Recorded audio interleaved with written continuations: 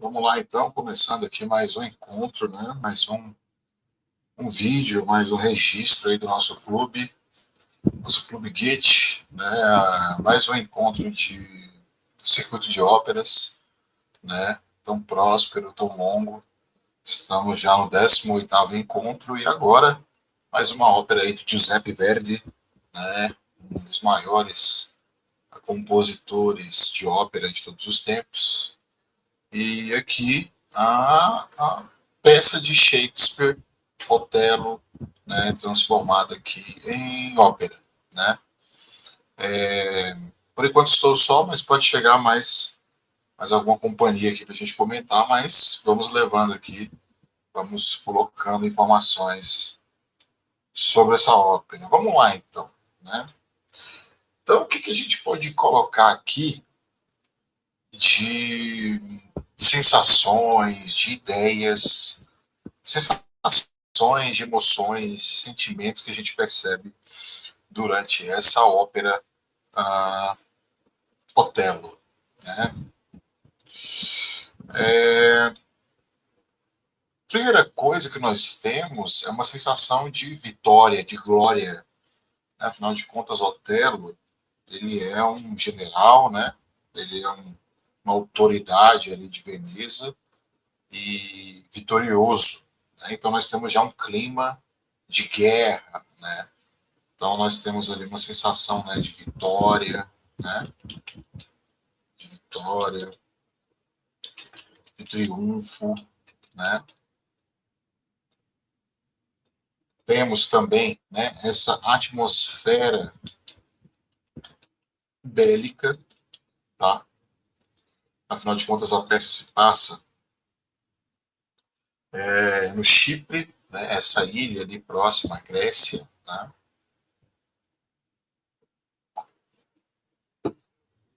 Então temos uma atmosfera bélica e é um momento de triunfo, de glória, né? E temos também a paz, uma sensação de paz, né? Após essa guerra. Então essas são ali as impressões iniciais, os sentimentos, as emoções que a gente tem, né? Que são ali estimulados no início dessa ópera, tá? Logo em seguida, nós vamos começando a perceber, né? Oi, André, Olá, tudo jóia? Você? tudo certo. Já estou aqui já começando já os Que bem. trabalhos, falando já das sensações, das emoções, Opa, tá bom? tá bom. Aqui, eu já comecei a falar então que no começo da ópera nós temos uma sensação de vitória, de triunfo, de glória, né, do Otelo, né, esse Sim, ele é um comandante militar ali da República de Veneza, né, acabou de é, na ilha de Chipre. Então nós temos essa coisa, essa atmosfera que é bélica, que é de guerra, mas que é também de glória, de triunfo, de vitória. Né? Eles cantam isso. Temos dança, né, também, tem a dança, né? sim. Então nós temos paz, alegria, né? Dança. Então nós temos ali um momento interessante das tragédias, né? Estamos falando aqui de uma Sim, tragédia shakespeariana. Então aquela coisa que nós já falamos várias vezes aqui, né? As hum, tragédias elas começam muito bem, né? Mas elas terminam muito mal, né? Então o início, né? Então temos essa coisa da tragédia e da comédia, né? sim, Uma obra que a gente leu, por exemplo, de Shakespeare esse mês aí, né? A Tempestade era uma comédia, né? Um romance, é uma comédia, mas é uma comédia com tons sombrios, trata de feitiço, de magia, de manipulação da natureza, né? Etc. hum, Mas começa relativamente tensa e termina mal, termina bem, né? Aqui não, aqui começa muito, muito bem, no auge da vida de Otelo, né? Com a sua noiva, né? A jovem Desdémona, né? Desdemona. Na peça de Shakespeare, ela é muito, muito, muito jovem, assim como a Miranda de A Tempestade. Então, Uhum. mocinha aí, sei lá, dos 16, 17 anos, por aí, né? E lá nas óperas, é claro, nós vamos ver as sopranos, né, com mais idade, 30, 40 anos, né, mas ela era É, muito verdade. jovem, né? Talvez o Sim. Otelo era um pouco mais velho mesmo, sei lá, cerca de 30 anos, né? Um homem já experiente, vivido, um mouro, né? Vamos lá. E aí, o que mais, Bom, André, que você pode me contar aí de sensações, de emoções que você foi percebendo aí nessa ópera? então, Que você percebeu? o Iago, assim, fazendo muita emboscada aí, né, para que o Cássio e a Desdémona fossem descobertos aí. Enfim, já começou assim, né? Começou ele Isso. querendo arrumar aí, ou seja, desarrumar, né, as coisas. Eu acho que foi nesse Isso. sentido, assim. Então nós temos uma sensação, né, de manipulação, Uhum, né? Temos uma sensação aí de caos, né, de vontade de instaurar o caos ali, né? E sim. temos também, André, uma coisa importante, que é a questão da inveja, né? Isso, muito bem falado, isso mesmo, é inveja, inveja do. Temos a inveja e junto da inveja ela anda sempre junto com uma ambição, né? Uhum, é isso mesmo. Então temos aí essas sensações aí, essas emoções, sensações, sentimentos que a gente pode perceber aqui desse início de ópera, né? Uma ópera de 4 atos, né? 4 partes. Uhum, E vamos lá, o que mais? Olha só, além, é claro, dessa malícia, dessa manipulação aí do Iago, né? Esse demônio dos olhos verdes, como Shakespeare diz, nós temos também uma questão do preconceito, né? Então, o nosso Otelo, por ser um homem negro, né, de origem ali árabe, né, ele é tratado com muito preconceito, né, ele é tratado como um selvagem, como alguém que não merecesse, né, as coisas que os outros venezianos têm. Isso é muito importante, né? uhum, Muito, sim, muito do resgate que é feito de Otelo hoje em dia está em cima dessa temática, né, do preconceito, do racismo, da xenofobia, né, sim. dos privilégios e dos direitos, da questão daqueles que são imigrantes, se eles têm direitos ou não, né, em relação aos que são naturais daquele lugar. Então, esse é um tema muito importante, né? Então, vamos colocar aqui a questão do racismo, nas É, ideias, né, nos temas. é o que talvez gere essa desconfiança, será que tem a ver? A desconfiança do Otelo ou do Iago? Do Iago.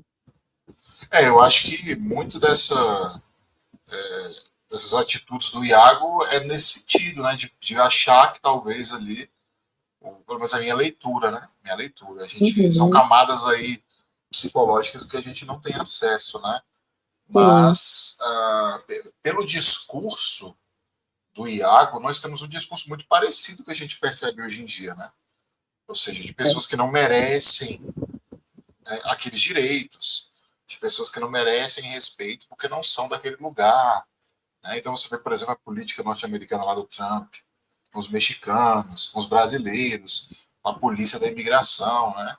Ou seja, eles não têm direito, esses estranhos não têm direito, né, de estarem ali. Né? Maria, boa tarde. Oi, Maria.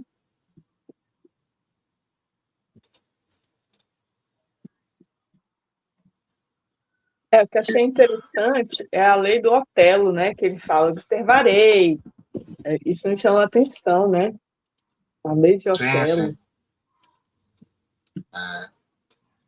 Então nós temos a questão dos direitos, dos privilégios. Vou anotar isso aqui para a gente não perder. Ah, Otelo não merece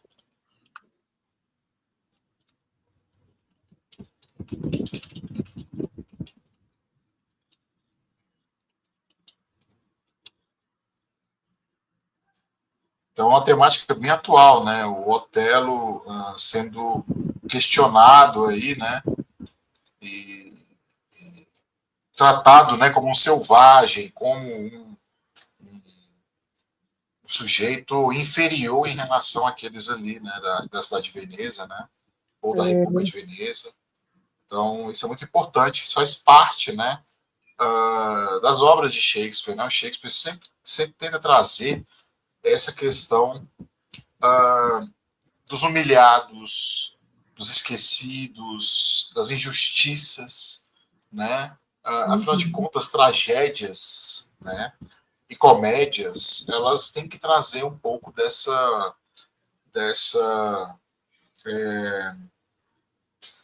como é que eu posso dizer? Dessa ruptura, né, de padrões morais, né? Então, a injustiça, o assassinato, o roubo, o engano, eles causam uma quebra de linearidade, né? Uma quebra de a quebra de fluxo das coisas muito certinhas, muito moralmente aceitas, né? Então a questão do vilão, Iago é um dos grandes vilões aí da literatura, né, do teatro, né? Então eu acho que tudo isso faz muito sentido quando a gente vai olhando no total da obra do Shakespeare, né? Então, o Otelo não merece o mesmo que o veneziano, essa é uma ideia muito importante. O racismo, a questão do selvagem e do civilizado, né? Coisa que o Shakespeare, por exemplo, trouxe, né? Em Mercador de Veneza, por exemplo, em relação ao judeu, né? Então, nós temos muitas coisas aí a serem tratadas, tá? Vamos lá. A Maria nos escuta bem? Tudo certo? Tudo certo, Bruno. Muito contente de estar aqui ouvindo, embora Embora o quê? que eu estava ouvindo a ópera e ela entrou aqui. Mas eu não ouvi a ópera, mas esse livro, eu li o livro algumas vezes, e é um dos que mais me comove por todas as questões que ele traz, né? Sim, sim. Ele, Não, que ótimo, que ótimo. Só de eu você não, ter lido. eu não vi, mas, por exemplo, eu não peguei aqui o começo. Quero dizer antes que eu estou contente de novo, poder estar acompanhando. Eu estava assim, acompanhando só pelo grupo, e acho que o grupo até evoluiu bastante, sabe? E assim, tá de parabéns pela persistência e acúmulo. Isso aí, E, obrigado. e da ópera eu não vi, mas do livro, acho que dos que vocês colocaram aqui, tem também o aspecto da mulher, né? Claro. E eu acho que esse olhar do Shakespeare, para mim, sempre foi uma das coisas mais revolucionárias, sabe? Que é o papel da Desdemona, Desdémona, né? Nessa tragédia, né? E, Sim. enfim, e da Emília, né? A esposa do Iago, que acho que para mim é o que mais me move em todas essas palavras, né? Que ideias, conceitos, sensações. Mas para mim ali também está a coisa da misoginia e do feminicídio, né? Assim, Claro. o, o homem que se sente traído e acha que o dever dele é matar a mulher. Isso aí é nosso, como é que diga, é nosso cotidiano do noticiário hoje, né? E é espantoso que esteja numa obra dessa há tanto tempo e que algumas vezes é visto com natural, foi visto durante a história com naturalidade e que a gente pode olhar essa obra hoje com outro olhar, né? Eu acho muito, muito bacana. Enfim, eu comecei a ver Tá bem atual, né? Tá bem atual, né? Isso, do isso, feminicídio agora, né? isso, exato. Eu acho que é uma das facetas aí bem, bem fortes do livro. Acho que o papel das duas mulheres nele, da Desdémona e da Emília, que é a que rouba o lenço, né? E é muito deflagrador dos acontecimentos, ao menos no livro, né? E, Porque o lenço é a prova, né? O lenço é assim, depois do lenço, o Otelo não pode mais duvidar. sim. Então temos aí uma questão de uma disputa, né, de verdade e mentira, né? Então as mulheres atuam aí para esclarecer as coisas, né? Para desvendarem toda essa rede de mentiras, né, que é construída pelo Iago, né? E então nós temos aí essa dialética durante a obra da verdade, da mentira, né, da manipulação, né? O fluxo de informações falsas, né? É uma coisa importante atual, né? Nosso tempo aí. Né? Temos a questão do homem e da mulher, então toda essa rixa, né, toda essa luta dentro da obra, né, de quem domina o enredo, né, se são os homens que vão dominar o enredo ou se é a Desdémona. A Desdémona toma conta praticamente de todo o ato 3 da peça, né, da ópera, no caso, né, são 4 atos, o ato 4, 3 e o parte do 4, praticamente temos a Desdémona, né, tomando conta desses atos aí. O ato 3 com toda a lamentação dela, a oração, né, à Virgem Maria, né, suplicando a Virgem Maria, né, para que rogue, né, pelos inocentes e também pelos culpados também, né? Então, a gente tem então na nossa querida Desdémona uma inocência, né? Isso é uma coisa importante da gente notar, Uhum. né? Então nós temos aí a questão da inocência e a malícia, né? Então, é outra dialética aí presente na obra, né? Que a gente não pode deixar de falar, tá? E aí, referenciando, é claro, o machismo, essa coisa do feminicídio, né? Nós temos aí uma ópera que nós vamos assistir no próximo mês, tá? Vocês estão escutando bem? Tá? O volume está adequado? Tá O legal. livro Uhum. tá ótimo, tá muito bom. Então tá bom. Então nós temos aí no próximo mês, né, no mês de maio, uma ópera muito importante, tá? Uma ópera que eu já tive o prazer de assistir, que eu já tive o prazer de assistir fora do país, na Suécia, né, em Estocolmo, que é a ópera Carmen, né, de Bizet, né, uma ópera super importante e que vai tratar exatamente dessa relação conflituosa entre homem e mulher, uma relação tóxica e que pode acabar levando aí, né, a um final trágico, como foi o de Desdémona, tá? Outra obra também importante que a gente tem que referenciar aqui é Emília Galotti, do Lessing, tá? Uma obra também muito importante para o drama alemão, tá? Influenciou bastante o Goethe, nosso querido Goethe. E tanto é que está no Sofrimentos do Jovem Werther. O Werther, quando morre, né, na escrivania de Werther, tinha exatamente uma cópia de Emília Galotti. Né? Então, é importante a gente trazer essas referências aqui. Se vocês tiverem outras, vão me falando, tá bom? Continuando, vamos lá então. Mais sensações, mais emoções, sentimentos, ideias que vocês tiveram aí dessa ópera, ou a Maria, no caso da peça, que foi bastante.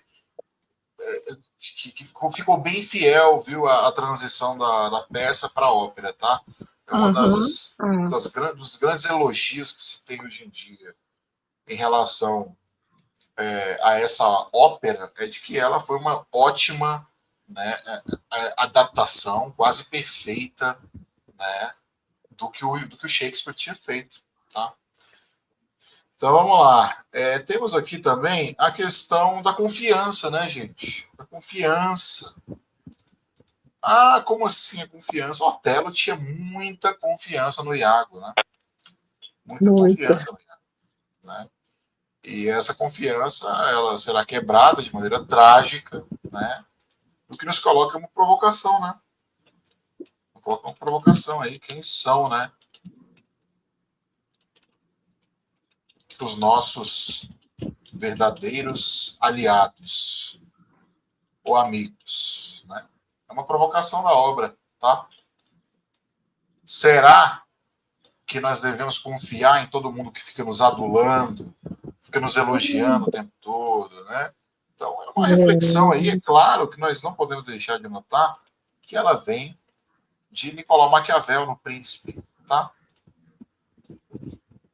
Uma obra mais ou menos da época de Shakespeare, uma obra do século XVI, Shakespeare está escrevendo no século XVII, e então nós temos Maquiavel com o Príncipe, tá? O que ele defende no Príncipe, Maquiavel, por exemplo?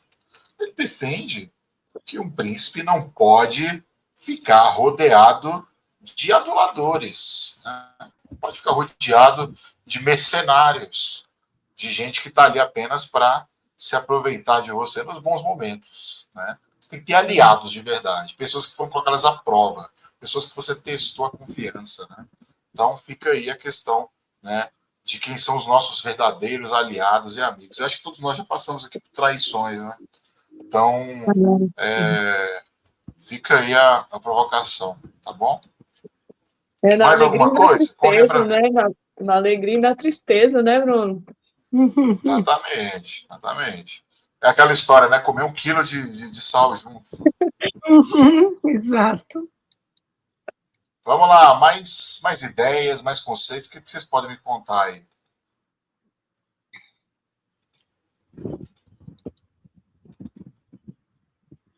Será que nós temos nessa ópera a questão do ressentimento?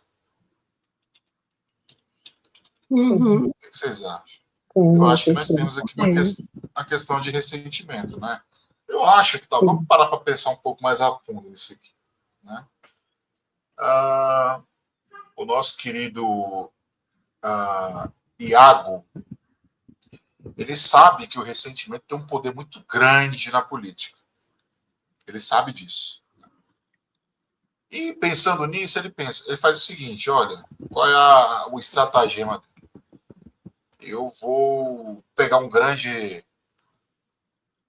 aí um grande parceiro do Otelo, que é o Cássio, vou encher a cara dele, vou fazer ele fazer um monte de besteira e vou fazer o Otelo expulsá-lo da tropa, né? Vou tirar esse homem de confiança e vou colocar ele como um ser, né, com uma aura de desconfiança, né? Com o signo da desconfiança e da imoralidade. E aí ele conta com o ressentimento de Cássio exatamente para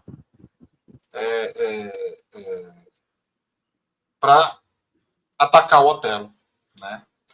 Então, baseado na demissão, na expulsão do Cássio, que ele vai, nesse ressentimento, né, alimentado, buscar, né, a crueldade contra o Otelo, né? Seja por inveja, seja por racismo, seja por xenofobia, seja por achar que o Otelo está roubando a vaga, né, o privilégio de um veneziano nato, né? Então, o ressentimento é uma coisa muito importante, gente. Eu acredito que na história da humanidade nós já passamos por alguns fenômenos em que o ressentimento foi muito forte. Eu estou certo ou estou errado? Né? É isso mesmo. Então, o que nós temos, por exemplo, na história do século XX? Né? Nós temos um negócio chamado Tratado de Versalhes. Né? O Tratado de Versalhes, então, castigou a Alemanha e a penalizou como a grande criminosa da Primeira Guerra Mundial. E aí, em 1933, sobe um partido lá na Alemanha, né? E o resto é história. Né? O nazismo nada mais é do que uma política, e o fascismo também são duas políticas, né, de ressentimento. Tá? Então, o ressentimento como motivação, tá, política. Não apenas o ressentimento é uma questão psicológica individual, né? Mas ela é realmente uma máquina, um dínamo, né? Um motor muito importante, né? E muito também do que nós temos hoje no Brasil é ressentimento, tá, amigos? É ressentimento, tá? É ressentimento de uma classe média que perdeu privilégios, tá? É ressentimento de uma elite que não consegue mais, talvez, fazer a sua ave de rapina atacar de maneira tão forte os pobres, tá? Então, o ressentimento faz parte, seja por falta de privilégios, né? Seja por uma possível injustiça. Né? Então, assim, a questão do ressentimento é o que está movendo, por exemplo, hoje em dia, essa guerra entre o Irã e Israel. Né? E assim vai. Pode falar, Maria, fique à vontade.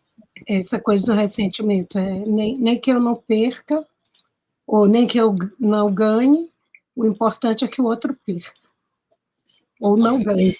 Né? Isso. Então, nós temos ainda, além disso, e tudo isso aí acontece, tudo que a gente mencionou aqui, acontece tudo ali no ato 1, tá? O ato 1 é um ato bem cheio, tá? O ato 2 da peça, da ópera, né? Nós já temos ali o Iago fazendo o seu grande discurso ao mundo, né? Falando, né? Tudo que ele pensa sobre a humanidade, tudo que ele pensa sobre o mundo. Né? E ele diz, olha o que ele diz, olha, eu sou mal porque eu sou humano. Começa assim. Que é uma ideia bem atual ao Shakespeare, né? Ali na Inglaterra, né, amigos? É atual, né? Então nós podemos referenciar aqui de maneira muito clara, né?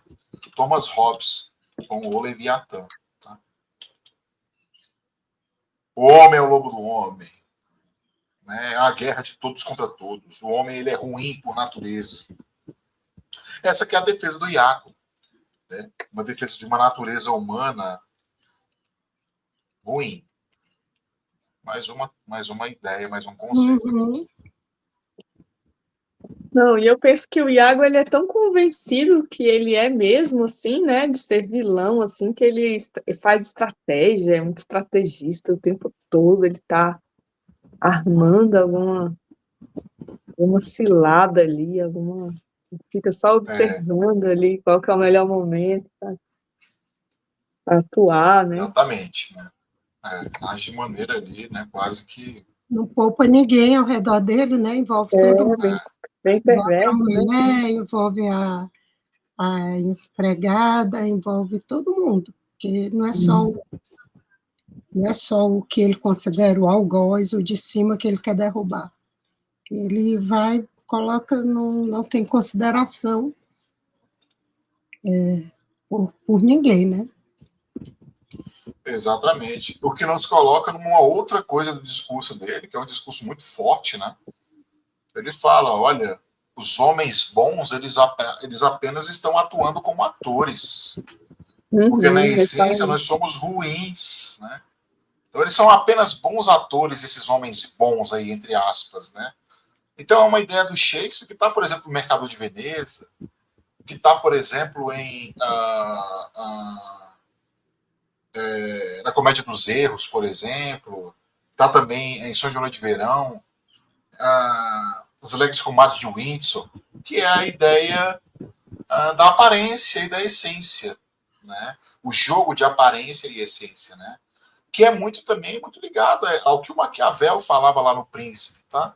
Um texto que eu gosto muito, já citei muitas vezes aqui, né? Que é o Príncipe. Lá o Maquiavel deixa isso muito claro, tá? Ele fala, olha, o que importa não é ser bom, é parecer ser bom. Então, aparentar ser bom é algo muito importante para manter, né, o poder, o domínio, a manipulação.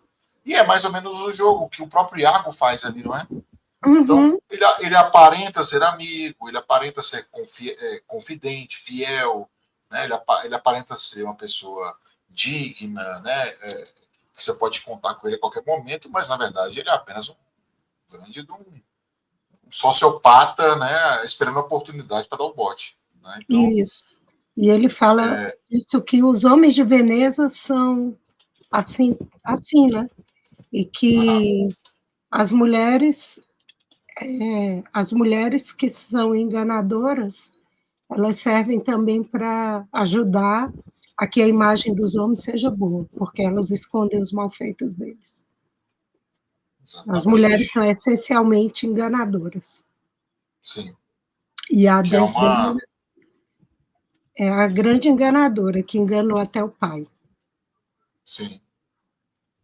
Então o nosso Iago consegue. O nosso Iago, caramba, né? O Iago, meu não é nada. Aquele Iago Gostei, Iago. Gostei. O Iago dos infernos, né? Ele consegue articular, né, todos os argumentos possíveis para fazer o idiota do hotel acreditar naquilo tudo, né? O que nos leva a pensar também, amigos, aqui na questão da demagogia política. Né? O demagogo é aquele que consegue, né, falar aquilo que é agradável aos ouvidos da plebe ignária, né? Então, temos a questão, então, da demagogia, né, e da responsabilidade política, tá? Um tema que já é levantado por Platão, por exemplo, lá na República, tá? No livro 7, 8 e 9 da República, quando ele vai falar sobre o quanto que a democracia é perigosa. Né? O Platão, ele odeia a democracia, tá? Ah, mas a Grécia não criou a democracia, mas Platão odiava. Né? Odiava. Platão pensava, como é que pode esse povo idiota querer, né, governar alguma coisa? Eles não sabem nada. Andam na mesma calçada idosos, crianças e cavalos. Né? Como pode? Isso. Tá certo. Né? Então, quem deve governar são os que sabem. Os que sabem, exatamente. Só quem sabe pode fazer.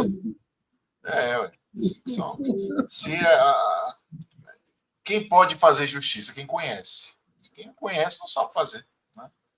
Então, sim. Platão aí vai, né, para o lado lógico da coisa, para o lado epistemológico da política, mas ele se esquece de que política não é só epistemologia e lógica, mas interesse e prato na mesa com comida. Né?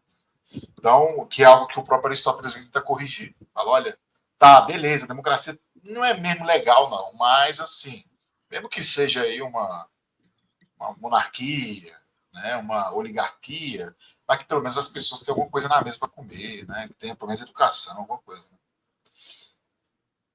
Isso aqui é mais ou menos aqui um resumo da história da filosofia antiga, né, em termos bem diretos. Tá? Então, já disse, democracia é o pior dos regimes, fora todos os outros.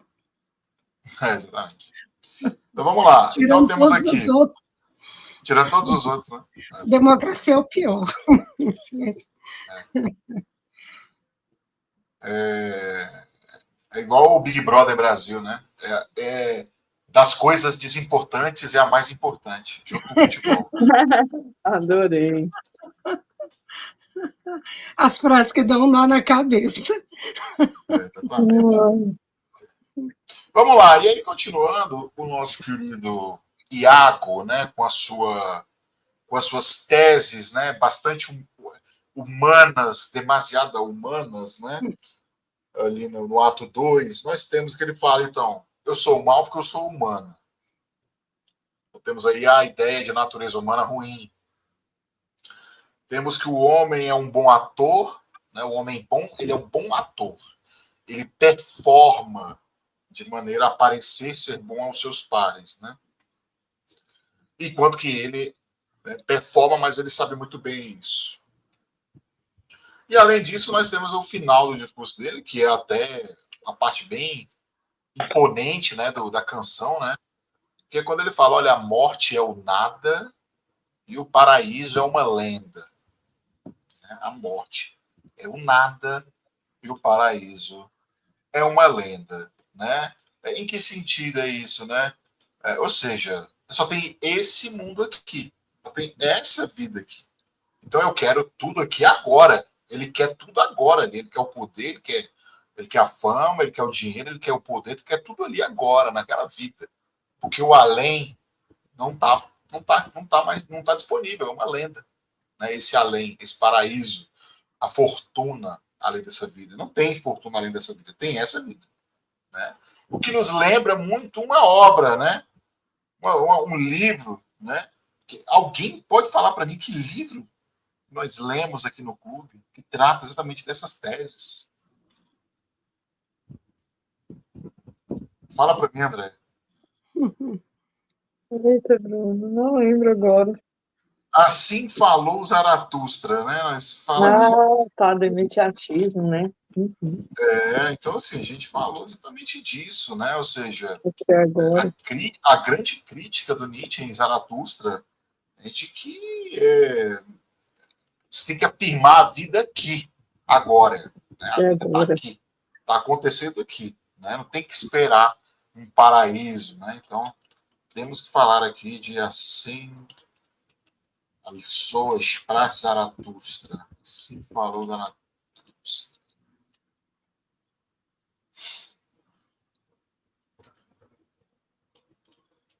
Beleza? Vamos lá, mais coisas aí. Estamos enchendo isso aqui, hein? Como sempre, hein? Uhum. Tá ficando. Já estou diminuindo a letra. Vamos lá. Aí, beleza, vamos lá. Então, ali no ato 1, no ato 2, estamos a tudo a mil maravilhas. É muita vitória, muita glória, amor, né? Desdémona e o nosso Otelo ali declaram seu amor. Em ópera, você já sabe o que vai acontecer, né? Já sabe, vai acontecer alguma coisa ruim aí, né? E aí começa, então, o nosso Otelo a desconfiar, né? Da Desdémona, né? Que está ali tentando intermediar os interesses de Cássio, que foi exonerado lá da tropa, né? Então, o nosso querido Iago começa olha, tá meio estranho isso aí, viu? Tá meio estranho. Então, temos, além da confiança, temos a desconfiança, a suspeita, né? São coisas aí, né? Importantes da obra, né? São sensações que tomam conta, né? Suspeita, confiança.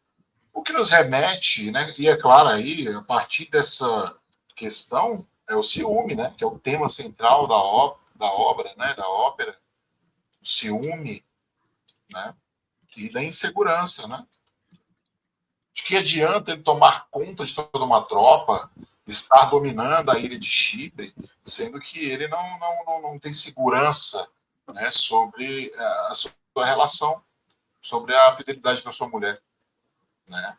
O que mostra para a gente que o domínio dá uma provocada na gente isso aqui, né? Dá uma provocada na gente.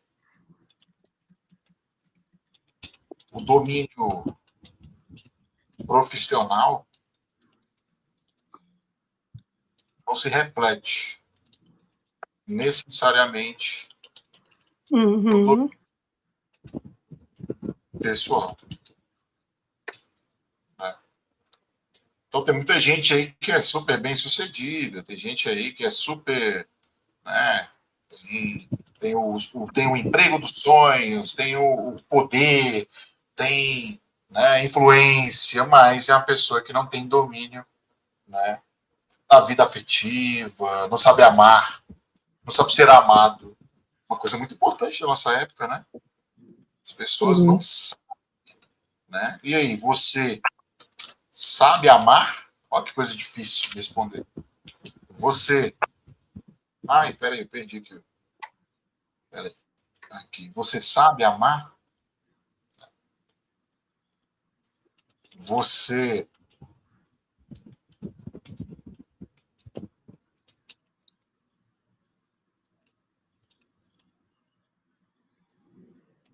se permite ser amado?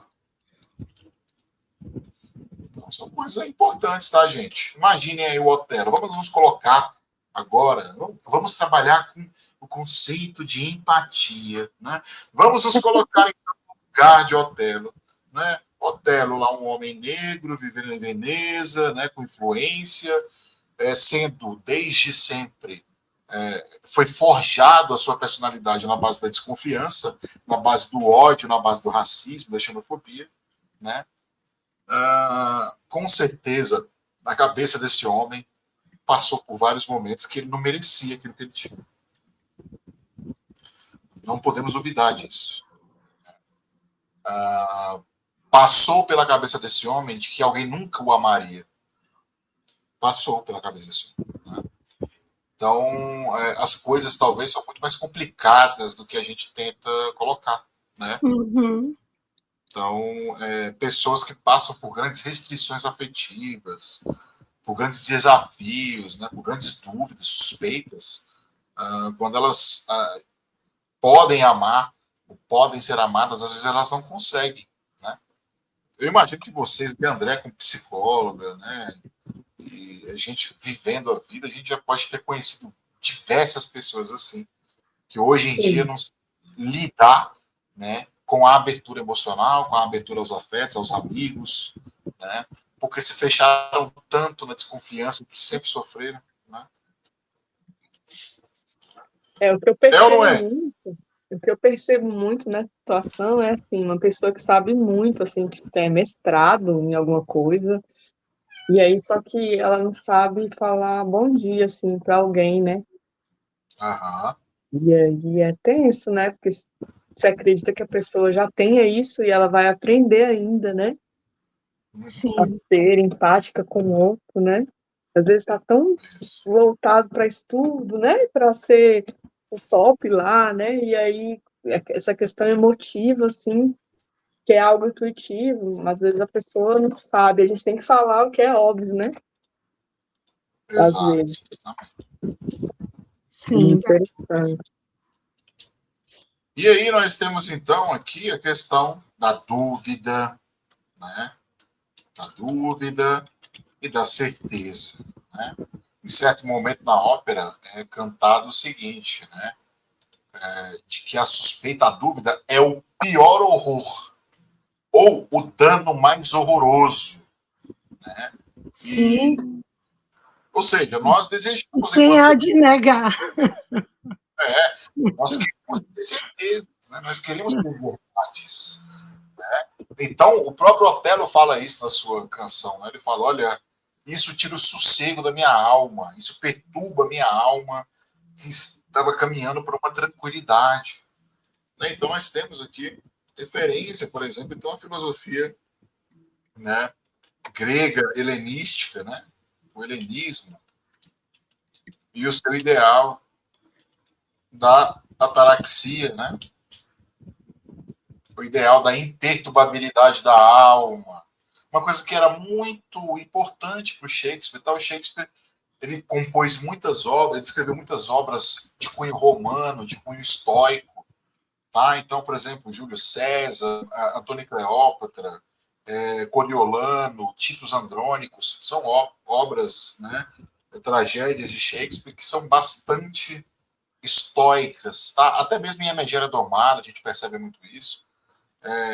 Então, a ataraxia, né, essa imperturbabilidade da alma, ela acaba sendo bastante importante aqui para o Otelo. Né? Isso. Acho isso interessante, que eu acho que a imaginação ela é uma aliada da vida da gente tão grande, né? Está ligada às artes, à filosofia, a tudo, né? E também provoca grandes sofrimentos, porque essa coisa de ficar imaginando o que pode ter acontecido e se aconteceu, se não aconteceu.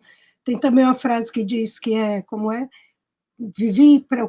Tive muitas preocupações na vida e a maioria delas nunca aconteceu. Nunca aconteceu. Muito Não legal é? essa parte. É legal.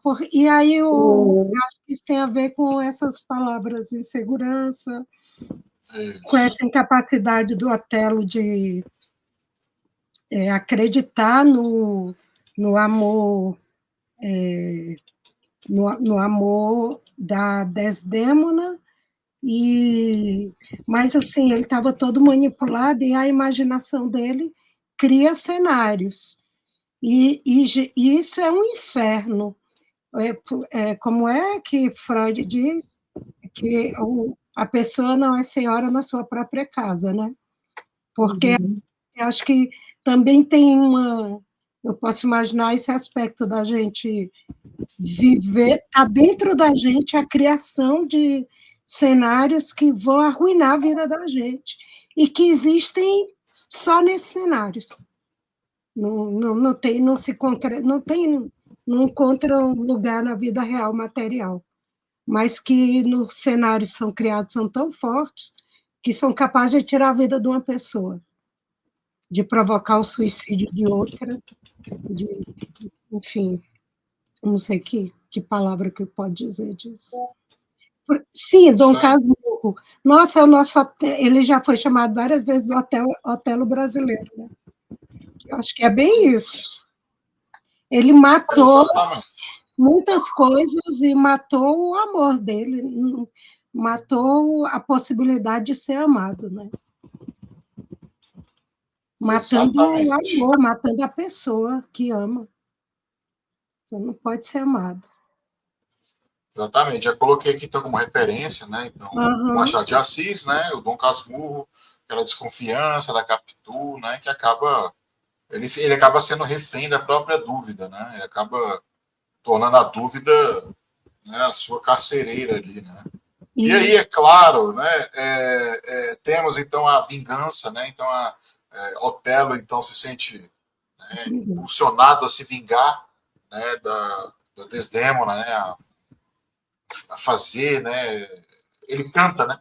Sangue, sangue, sangue, né? Então exige sangue, né? E o Shakespeare ele é um dramaturgo bem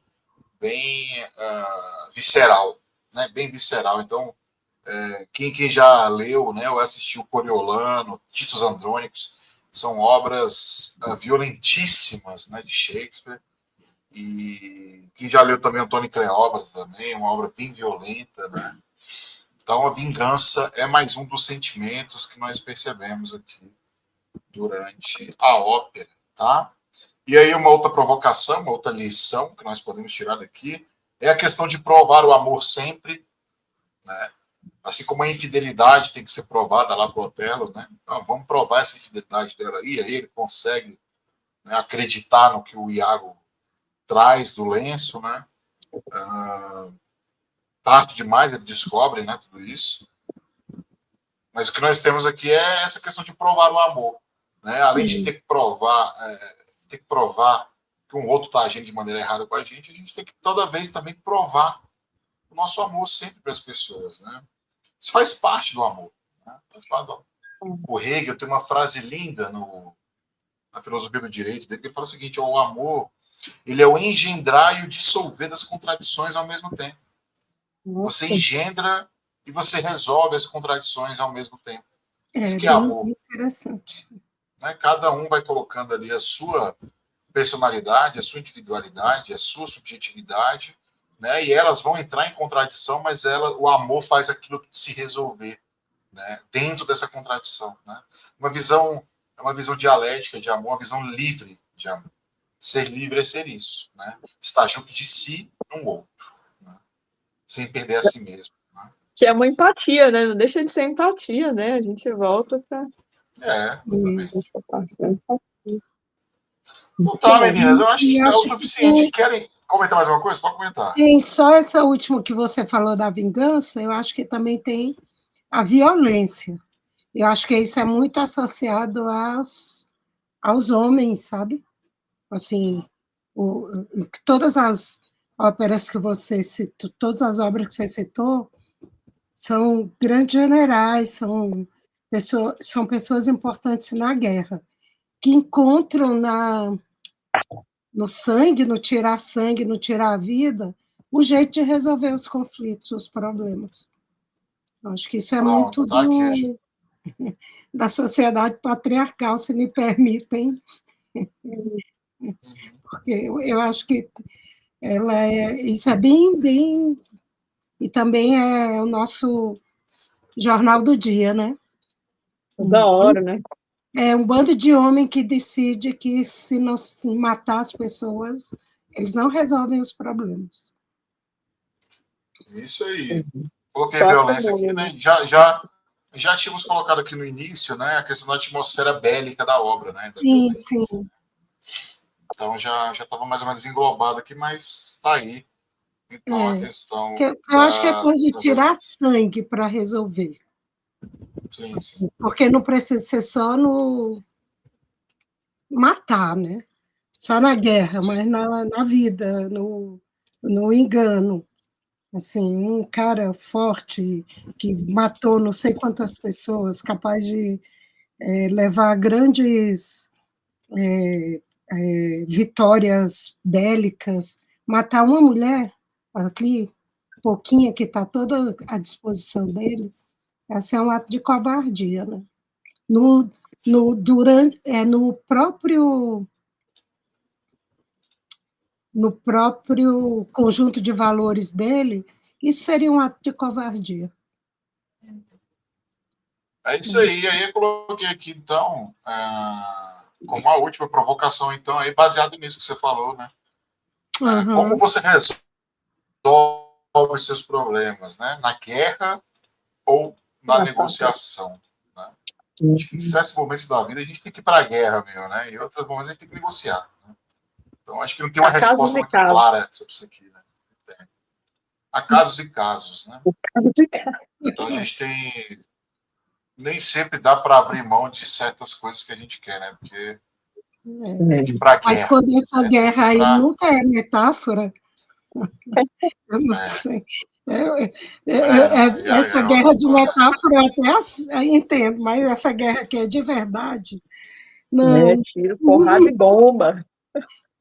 nunca trouxe nada de Exatamente. bom. Só traz isso que Exatamente. você trouxe, ressentimento, esconde ali, abafa ali, vai aparecer de novo, ali mais na frente. E nesse caldo, um bando de crianças e mulheres vão sofrer enormemente. É a famosa Exatamente. E guerra aí. de gerações, né? Guerra de gerações, né? É, Nunca acaba. também Isso tem aí, essa. meninas. Então é isso. É que nem eu Bom. aí com o nosso projeto de desfile de escola de samba, né? Eu achei Eu massa. Eu achei massa. Hoje eu não posso ir, que eu tenho um evento para ir agora. Eu já tinha esse compromisso. Mas eu achei muito bom, é a nossa ópera. Exatamente. Então eu já botei para dentro mesmo o projeto, já está pronto e eu vou tocar ele até o fim. E não tem negociação nenhuma, entendeu? Pronto, eu vou Vou participar, viu? Vou vou para perder o dentro. Joãozinho 30. Vamos tirar foto, né, Hoje. Bruno? Não esquece da foto. Vamos tirar foto agora. Vamos lá tirar foto. Então, posicionem-se aí para a gente encerrar o encontro. E aí a gente, daqui a pouco, começa o encontro sobre a Beija-Flor de 89, tá bom? Tá. Então, peraí, deixa eu achar meu print aqui, que eu troquei meu teclado. Peraí. Ah, tá, vamos lá. Vamos lá. No 3, hein? Vamos lá. 1, 2, 3.